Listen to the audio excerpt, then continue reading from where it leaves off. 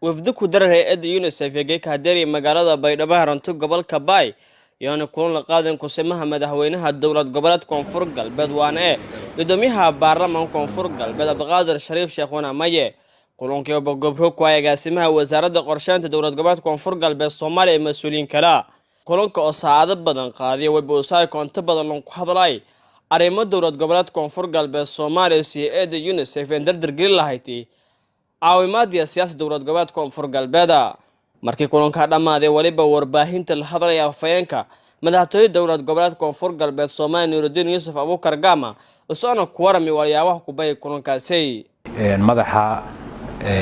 UNICEF ee guud ahaan Soomaaliya oo shaqadii ka fadhiistay ama shaqadii laga bedelay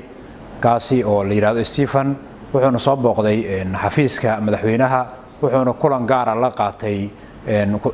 kusimaha madaxweynaha ahna gudoomiyaha baarlamaanka mudane Abdulqaadir Shariif Sheekh Maye iyo qaar kamid ah howlwadeenada madaxtooyada iyo qorsheyntaba waxaana soo abaabulay kulankan maanta dhacay wasaaradda qorsheynta ugu horeeya agaasimaha guud ee wasaaradda qorsheynta Masar Yuusuf wuxuuna ahaa kulan uu ku macsalaameynaya Stephen guud ahaan Soomaalida gaar ahaan reer Koonfur Galbeed ee Soomaaliya shaqadii wanaagsaneed uu soo qabtay inta badneed ee hawsha UNICEF ay qabatay oo wasiirka hore ee qorsheyntana uu kula shaqeeyay arrimahan in maanta horumarka ay ka gaaraan guud ahaan Koonfur Galbeed ee Soomaaliya UNICEFna ay howlgal fiican ama shaqo wanaagsan ay ka qabata Koonfur Galbeed ee Soomaaliya marka waxay ahayd kulan oo kula dardaarmaya madaxda kuna sagootinaya guud ahaan madaxda Koonfur Galbeed ee Soomaaliya kulamo badan oo ka soo dhacay wasaaradda qorsheynta iyo hadda madaxtooyada ugu dambeeyay oo maanta isku macsalaameynay marka madaxweynaha kusimaha madaxweynaha ahna gudoomiyaha baarlamaanka ee dowladda Koonfur Galbeed ee Soomaaliya wuxuu aad ugu dheeraaday wax qabadkii UNICEF ay u qabatay Stephen uu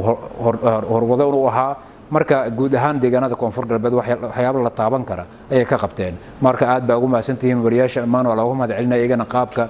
sida ugu qaab qaadanayaan horumarka ka socda deegaanada Koonfur Galbeed Soomaaliya iyo guud ahaan bulshada Koonfur Galbeed ee Soomaaliya